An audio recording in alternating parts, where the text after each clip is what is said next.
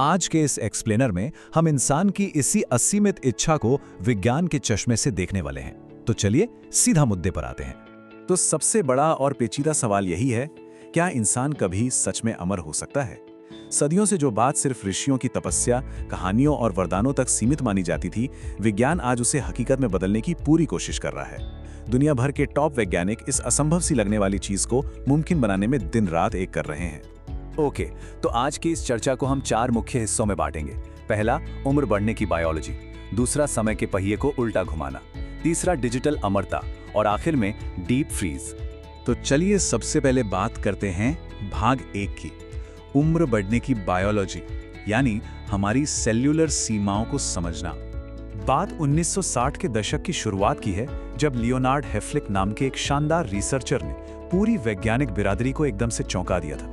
उन्होंने एक चीज खोजी जिसे हेफ्लिक लिमिट कहते हैं। ये एक तरह का बायोलॉजिकल रूल है। इसके अनुसार हमारे शरीर की सामान्य कोशिकाएं यानी सेल्स असीमित नहीं हैं। वो केवल 40 से 60 बार ही डिवाइड हो सकती हैं। इसके बाद वो सेनेसेंट हो जाती हैं। आसान भाषा में कहें तो उनका विभाजन रुक जाता है और हमारा शरीर बूढ़ा होने लगता है।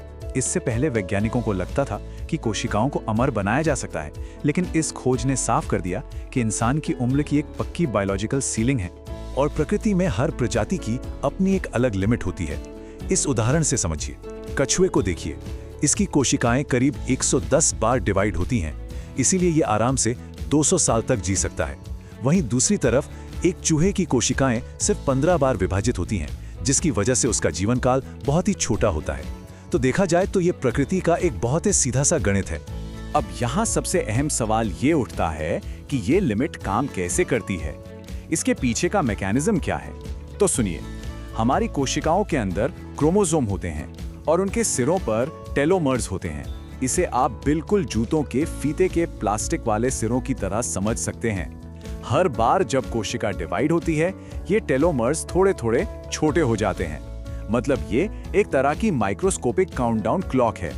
और जब ये टेलोमर्स बहुत छोटे हो जाते हैं, तब अलार्म बज जाता है और कोशिका का विभाजन हमेशा के लिए रुक जाता है। लेकिन बायोलॉजी में हमेशा कुछ न कुछ चौंकाने वाले अपवाद तो होते ही हैं। साइंटिफिक रिसर्च में ये सामने आया है कि कैंसर कोशिकाएं प्राकृतिक रूप से इस हेफ्लिक लिमिट को हैक कर लेती हैं। जी हाँ, वो टेलोमरेज नाम के एक एंजाइम का इस्तेमाल करती हैं, जो छोटे होते टेलोमर्स को वापस जोड़ देता है। इससे कैंसर कोशिकाएं एक तरह से अमर हो जाती हैं और लगातार बढ़ती रहती हैं।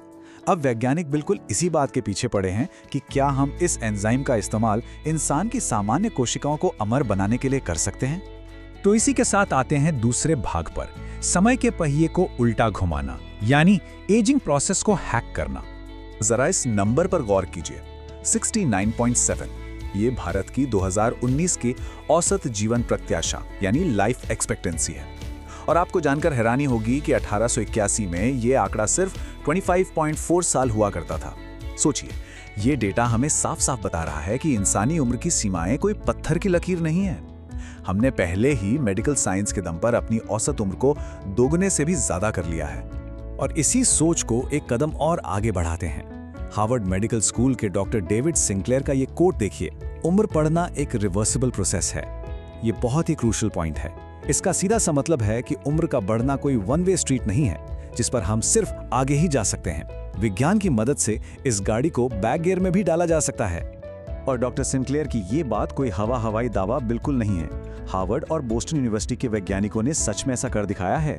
उन्होंने बूढ़े और कमजोर नजर वाले चूहों में मानव वयस्क त्वचा कोशिकाएं डाली और उनके अंदर मौजूद एक यूथ बैकअप कॉपी को ट्रिगर कर दिया। और इसका नतीजा, वो चूहे सच में वापस युवा हो गए और तो और उनकी आंखों की रोशनी भी लौट आई। ये कोई साइंस फिक्शन नहीं है। ये रिसर्च दुनिया के सबसे प्रतिष्ठित सेल जर्नल में पब्लिश हुई है, जो साबित करती है कि एजिंग को पीछे लौटाया जा सकता है। और ये चमत्कार सिर्फ चूहों तक सीमित नहीं रहा। अप्रैल 2022 में कैम्ब्रिज यूनिवर्सिटी के वैज्ञानिकों ने एक बहुत ही खास तरीके से इंसान की त्वचा कोशिकाओं के डीएनए को रीप्रोग्राम किया। उन्होंने इन कोशिकाओं को पूरे 30 साल पीछे यानी युवा अवस्था में लौटा दिया। इससे कोशिकाओं में कोलेजन पैदा करने की क्षमता बढ़ गई। जी हाँ, वही प्रोटीन जो शरीर को मजबूत और स्किन को जवां बनाता है। इसका मतलब है कि इंसानी कोशिकाओं को लैब में जवां करने का काम ऑलरेडी शुरू हो चुका है। चलिए अब रुख करते हैं हमारे तीसरे भाग की तरफ, डिजिटल अमरता यानी इस बायोलॉजिकल शरीर को ही पीछे छोड़ देना। इस टाइमलाइन पर एक नजर डालते हैं। ये भविष्यवाणियां गूगल के पूर्व इंजीनियर रे कुर्जवील और जाने माने फ्यूचरोलॉजिस्ट डॉक्टर इयन पियर्सन की हैं, और ये काफी स्पेसिफिक हैं। उनके अनुसार 2029 तक आर्टिफिशियल इंटेलिजेंस पूरी तरह से इंसानी दिमाग की बराबरी कर लेगा। 2030 के दशक में हमारा दिमाग सीधे क्लाउड से कनेक्ट हो जाएगा। 2045 तक आते आते इंसान साइबोर्ग बन जाएंगे, यानी आधे मानव और आधे मशीन। और 2050 तक तब तकनीक उस मुकाम पर होगी जिसे देखकर किसी हॉलीवुड साइंस फिक्शन फिल्म की याद आ जाए। इन भविष्यवाणियों में 2050 का जो प्रिडिक्शन है वो सबसे ज्यादा दिलचस्प है, माइंड अपलोडिंग। डॉक्टर पियर्सन के मुताबिक भविष्य में ब्रेन कंप्यूटर इंटरफेस तकनीक के जरिए हम अपना पूरा व्यक्तित्व, अपनी सारी यादें और सोचने की क्षमता को सीधे एक मशीन या रोबोट में अपलोड कर पाएंगे। सोचकर देखिए, यानी अगर ये भौतिक शरीर मर भी जाए तो भी इंसान का डेटा और उसकी चेतना एक डिजिटल रूप में हमेशा हमेशा के लिए जीवित रहेगी। कमाल की बात है ना? और अब आते हैं हमारे चौथे और आखिरी भाग पर, डीप फ्रीज, जिसे हम अंतिम कंटिंजेंसी प्लान भी कह सकते हैं। जरा इस नंबर पर गौर कीजिए, 600। ये बहुत ही हैरानी की बात है, लेकिन आज की तारीख में दुनिया भर में लगभग 600 मृत इंसानों के शरीर डीप फ्रीज में सुरक्षित रखे गए हैं। कई खरबपति अपना पैसा इस उम्मीद में लगा रहे हैं कि भविष्य में जब कभी अमरता का फॉर्मूला मिल जाएगा या कोई ऐसी तकनीक आ जाएगी तो उन्हें दोबारा जिंदा किया जा सकेगा। और इसी विज्ञान को हम कहते हैं क्रायोनिक्स। तो अब सवाल है कि क्रायोनिक्स का ये साइंटिफिक प्रोसेस आखिर काम कैसे करता है? इसके मुख्य रूप से 3 चरण हैं।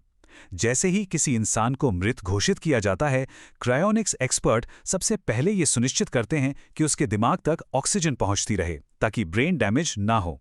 दूसरे चरण में शरीर की कोशिकाओं से सारा पानी निकालकर उसकी जगह एक खास तरह का केमिकल भर दिया जाता है। और फिर अंतिम चरण में शरीर को -130 डिग्री सेल्सियस के बेहद ठंडे तापमान पर हमेशा के लिए सुरक्षित रख दिया जाता है। लेकिन इस अंतिम कंटिजेंसी प्लान की कीमत क्या है, वो भी जान लीजिए। लगभग 1.5 करोड़ रुपए। जी हाँ, अगर कोई आज अपने शरीर को 2045 या 2050 तक के लिए प्रिजर्व करवाना चाहता है ताकि भविष्य की तकनीक उसे फिर से जीवित कर सके, तो इसके लिए एक बहुत बड़ी रकम चुकानी पड़ती है। और हाँ, अलग अलग कंपनियों और सुविधाओं के हिसाब से ये चार्ज कम या ज्यादा भी हो सकता है। तो आज के इस एक्सप्लेनर में हमने बायोलॉजिकल लिमिट्स से लेके reverse ageing, digital mind uploading और क्रायोनिक्स तक का पूरा सफर तय किया। अंत में ये सब हमारे सामने एक बहुत बड़ा और सोचने पर मजबूर कर देने वाला सवाल छोड़ जाता है। क्या विज्ञान वास्तव में प्रकृति के नियमों और इस हैफ्लिक लिमिट को कभी हरा पाएगा? क्या इंसान सच में कभी वो सच्ची अमरता हासिल कर पाएगा जिसकी ख्वाहिश उसने सदियों से की है? इसका जवाब तो शायद आने वाला भविष्य ही देगा। आज के इस ज्ञानवर्धक विश्लेषण में हमारे साथ जुड़ने के लिए बहुत बहुत शुक्रिया। अगली बार हम फिर से किसी ऐसे ही पेचीदा विषय को आसान और दिलचस्प तरीके से समझने के लिए मिलेंगे।